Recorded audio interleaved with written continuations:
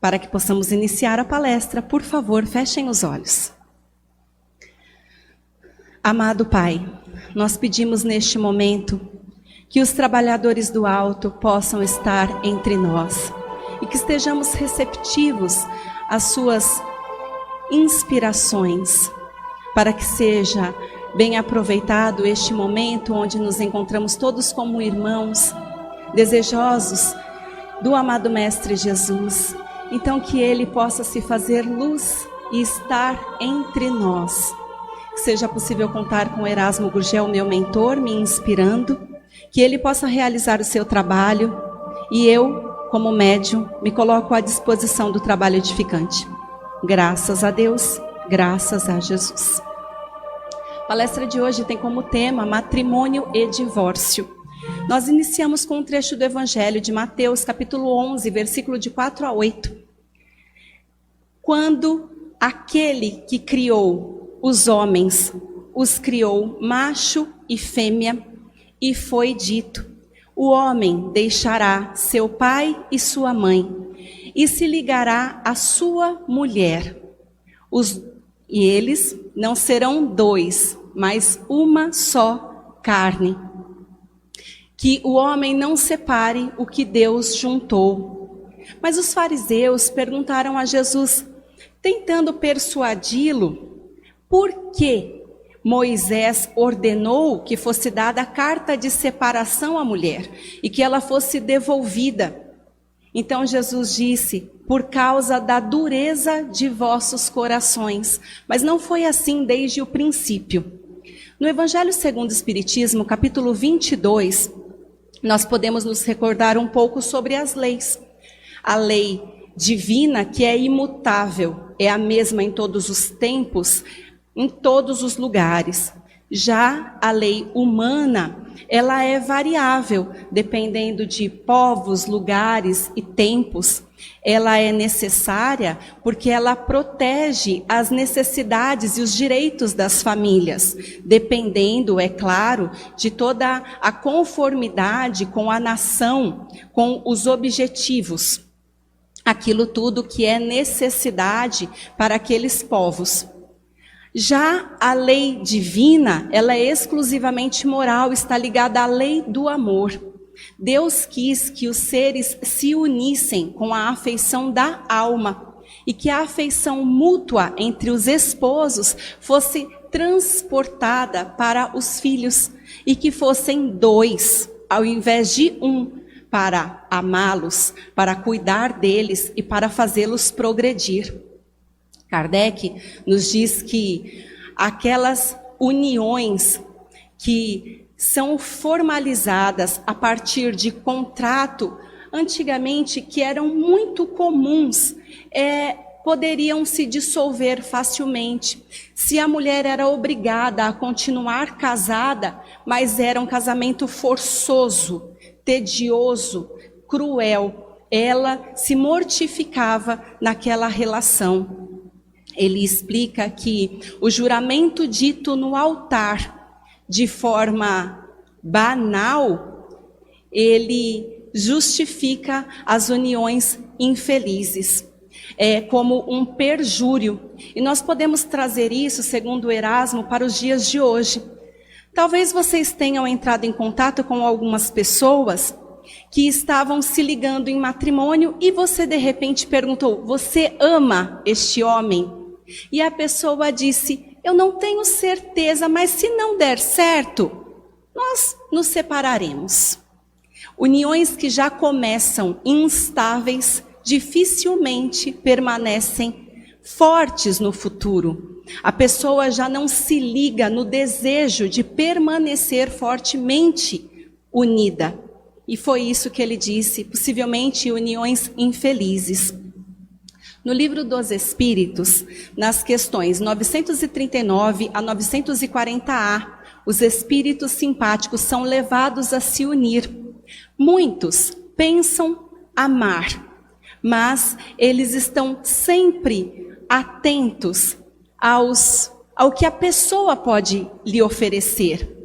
ela tem atração física, ela tem atração material, ela se une porque a pessoa é bela ou porque ela pode satisfazê-la com seu conforto. Quando esta pessoa, ela tem a obrigação de conviver com o outro num casamento, ela realmente percebe que se ligou através da atração física ou material. É o espírito que ama e não o corpo. Quando se dissipa esta ilusão material, o espírito consegue ver realmente tudo o que está acontecendo. Os espíritos informam que existem 2 tipos de afeição. A afeição da alma, que é pura, simpática e durável, e a afeição do corpo, que é passageira.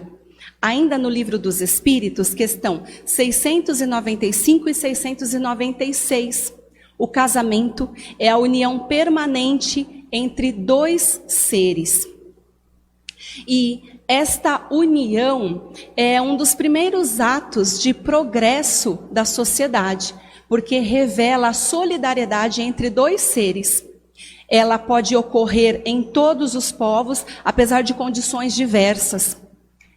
Os espíritos informam que a abolição do casamento para a sociedade seria como retornar à infância da humanidade, porque os homens, eles seriam colocados abaixo de alguns animais que já dão exemplo de uniões constantes. Portanto, o casamento, ele é importantíssimo para os laços sociais. É onde a criança vai ter a primeira escola e vai aprender as bases principais, é o alicerce da socialização. No livro Vida e Sexo, Emmanuel nos informa que a família é quando 2 seres se unem com afeto para formar um lar. Através do casal, nós temos o princípio da reencarnação, onde este casal vai ter fontes de alegria com as questões da procriação. Os filhos são liames de amor conscientizados. E a parentela deve manter estes laços, o que significa que em diversas situações é muito comum que o grupo familiar, ele desencarne e reencarne, sempre unido, apesar de modificar suas posições. Portanto, avô para neto, irmão para tio, sobrinho, primo, cunhados, mas estão sempre unidos, necessários para que os afetos e desafetos possam se reunir para ter ajustes e reajustes que são indispensáveis ao aprimoramento para a edificação. Emmanuel fala que, em relação ao casamento, é quando 2 seres se unem. A base é a responsabilidade recíproca. Quando não existe a responsabilidade de ambos os lados, isso pode gerar repercussões dolorosas na consciência, de difícil solução. Erasmo me pede para lembrá-los do sentimento de culpa de marido ou de mulher quando cometem alguns equívocos que são irreparáveis. Ninguém fere alguém sem ferir a si mesmo. Tudo o que nós fazemos fica gravado na nossa consciência e agirá após o nosso desencarne, que seja como um juiz. Ele ainda nos avisa que nos planos superiores existem uniões espontâneas com base na afinidade. E isso também ocorrerá na terra do futuro, também será da mesma forma. Mas Emmanuel diz que neste momento já acontecem as uniões ideais, com base na união psíquica, sem necessidade de permuta sexual, de troca sexual, como se o relacionamento não fosse apenas isso, porque em muitos casos é isso que nós podemos perceber, como se o relacionamento, a união matrimonial fosse para o homem uma satisfação dos seus prazeres e para a mulher apenas imposição de obrigações. Não é isso.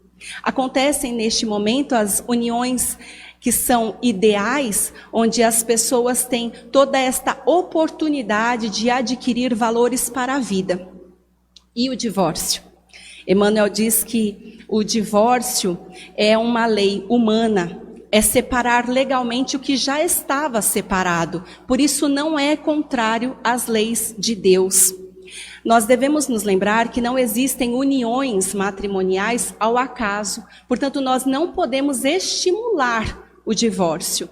Até porque todas as vezes que ocorre um matrimônio, um casamento, existem os burilamentos, os aprimoramentos e também o processo de reconciliação que é eficiente para a sublimação da alma. Mas existem muitos casos de uniões que são terríveis.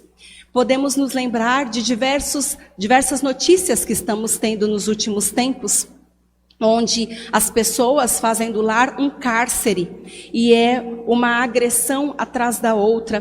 Portanto, para evitar débitos futuros, muitas pessoas preferem adiar, preferem modificar ou recusam os compromissos que foram estabelecidos. Compromissos estabelecidos, porque Emmanuel diz que no mundo espiritual, antes de reencarnarmos, nós podemos chamar o parceiro de existências anteriores. Chamamos este parceiro para que possamos planejar a reencarnação seguinte, para que desta forma possamos pacificar a nossa consciência. E quando se estabelece todo este plano, quando ambos aceitam voltar como um casal, eles reencarnam. Mas quando estão reencarnados, um ou outro pode de repente não conseguir realizar tudo aquilo que estava disposto. Ele se sente desencorajado e pode voltar ao exercício da crueldade, que é desrespeito, que é traição, que é violência e também o menosprezo. Eu me lembro de uma pessoa muito amada que dizia sempre: algumas palavras ferem mais do que tapas. Ou então, a indiferença, quando a pessoa te ignora, é um punhal no peito. Portanto, o menosprezo também é um ato de crueldade dentro do lar. E nesta circunstância, o cônjuge prejudicado, muitas vezes, ele não tem recursos para a lapidação moral. O que quer dizer que ele não consegue se reerguer, ele não consegue caminhar com dignidade. Ele não tem condições de superar tudo isso que acontece com ele. E é aí que ele vai buscar o divórcio. Portanto, com estas circunstâncias, o divórcio é bênção. É providência humana que chega no momento oportuno para que esta pessoa ela possa, sim, evitar depressão, suicídio, homicídio e calamidades que agravariam o destino de ambos. Com o divórcio, eles se separam, eles se libertam e podem caminhar por caminhos opostos. Podem decidir passar o resto da encarnação sozinhos ou encontrar um novo cônjuge para trilhar um novo caminho cheio de perspectiva e esperança. Mas Emmanuel fala que nós nunca devemos estimular o divórcio. Nós devemos, a partir do encontro com irmãos que estejam passando por dificuldades no seu casamento, reconfortá-los, reanimá-los, lembrá-los que em muitas situações este casamento é provação e precisa sim ter paciência, ter indulgência, ter resignação para que possa ter neste casamento regeneração, passando pela expiação que é necessária. Ainda nós podemos nos lembrar que neste mesmo livro, Emmanuel fala que as provas, as tentações e as crises chegarão para todos os casais no momento oportuno. E, por favor, nos lembremos agora, neste momento de pandemia, quando muitos casais foram obrigados a permanecer no lar. Casais que estavam sempre trabalhando, cada um para o seu lado, na correria, se encontravam à noite, se abraçavam e dormiam juntos. Mas na pandemia, eles foram obrigados a se olhar. E é isto que acontece nestas circunstâncias. As pessoas são obrigadas a ficar uma diante da outra e se reconhecerem da forma como realmente são, cheias de defeitos, mas também virtudes. E isto pode desarmonizar, desestabilizar o ambiente doméstico. Emmanuel fala que nós devemos ter harmonização no lar. Nós precisamos renovar os nossos sentimentos a partir de compreensão, a partir de amor e de paz. Nos lembrarmos do motivo que fez com que nos uníssemos a esta pessoa. Porque esta virtude, este sentimento que nos uniu naquele primeiro instante, também está lá. Resgatarmos aquele amor dos antigos tempos e nos unirmos com esta pessoa, lembrando que as dificuldades são mútuas. Se eu sofro, o outro também sofre. Nós podemos utilizar o livro A Força das Ideias. Richard Simonetti, ele fala que os problemas emocionais, também solidão, as carências afetivas, estão relacionadas à forma como administramos as nossas emoções para a convivência feliz, pacífica. Ele informa que muitos destes problemas podem sim estar ligados a existências anteriores, mas normalmente está ligada à maneira de ser de cada um, a forma como eu sou com aquela pessoa, com o meu cônjuge. A felicidade do relacionamento está inteiramente ligada à forma como eu me relaciono com meu marido. Não esperar que ele me faça feliz, mas desejar que eu possa transmitir a ele o meu melhor, ser a melhor pessoa dentro do meu ambiente doméstico. Não esperar que o outro seja bom para você, mas você, antes de tudo, ser uma pessoa amorosa para o outro. O fracasso do relacionamento, como disse Jesus, está relacionado à dureza dos nossos corações. E então, Richard Simonetti fala que o casamento ideal é aquele que é cheio de respeito, renúncia, aceitação, harmonia, compreensão, mas deve ter sempre sorrisos, bom humor e, por que não dizer, não pode faltar o eu te amo, que opera prodígios numa convivência feliz. Porque muitas vezes nós achamos que a pessoa tem a certeza do nosso amor, mas é bom ouvir que se é amado. Se nós gostamos de receber afeto, o outro também gosta de receber afeto. O livro de Emmanuel, Estude e Viva, ele fala que, antes de tudo, o casal também é irmão. Todos nós somos irmãos em nome de Deus. E somos colocados na intimidade de uma relação por permissão divina, para que possamos aprender um com o outro, mas também para que possamos nos amparar. Quando o mal se intromete dentro do nosso lar, nós devemos evitar desespero, nós devemos evitar desânimo, ressentimento, lembrando que tudo pode aquele que perdoa 7 vezes 7. Nestas circunstâncias, Emmanuel nos indica para orar, estarmos sempre atentos no que Deus tem para cada um de nós, nos voltarmos à prece, pedindo que Ele possa nos encaminhar e colocar seres abnegados para nos inspirar. Ainda, a vida em família, Rodolfo Caligares, ele fala que quando 2 pessoas se unem, eles vêm de famílias, de classe social, de lugares de escolas totalmente diferentes. Eles precisam de reformulação com os mesmos costumes, as mesmas ideias, os mesmos objetivos, os mesmos interesses. A felicidade conjugal, ela só será conseguida com a reharmonização deste casal. É quando os dois passam a ser uma pessoa. É quando o filho chega para a mãe, pergunta alguma coisa, a mãe responde. E se ela perguntar para o pai, é a mesma resposta.